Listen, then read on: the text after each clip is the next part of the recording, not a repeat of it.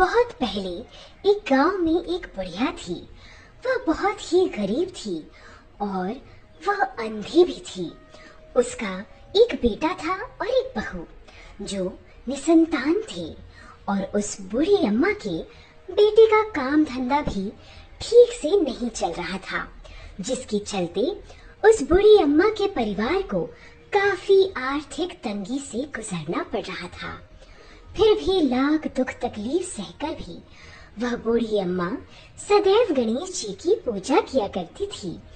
एक दिन गणेश जी प्रकट होकर उस बुढ़िया से बोले, बुढ़िया माँ, मैं तेरी भक्ति से बहुत प्रसन्न हूँ, तो जो चाहे सो मांग ले।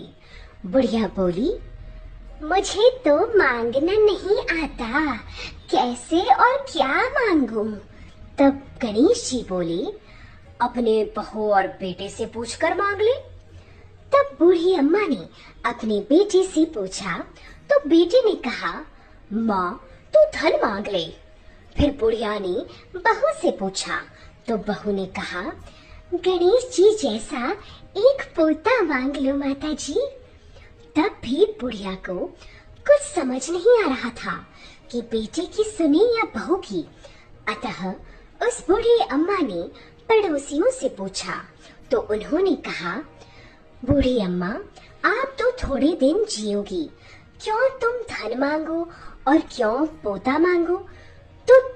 आप तो आंखों की रोशनी मांग लो, ताकि जिससे आपकी जिंदगी आराम से कट जाए। इस पर बूढ़ी अम्मा ने सोचा, मैं सिर्फ अपने लिए मांगो तो यह स्वार्थ होगा।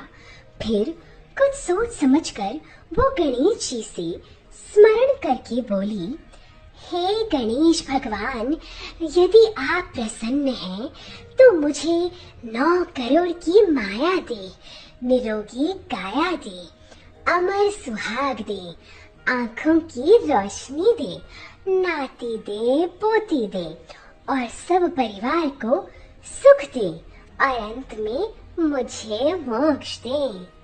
यह सुनकर गणेश जी बोले, बूढ़ी अम्मा, तूने तो हमें ठग लिया।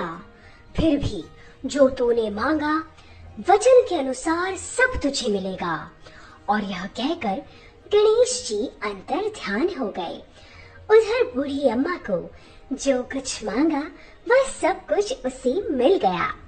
फिर उस बूढ़ी अम्मा ने गणेश जी का धन्यवाद किया और बोली, हे गणेश महाराज, जैसे बूढ़ी अम्मा को सब कुछ दिया वैसे ही सबको सुख समृद्धि देना, सब पर अपनी कृपा सदैव बनाए रखना।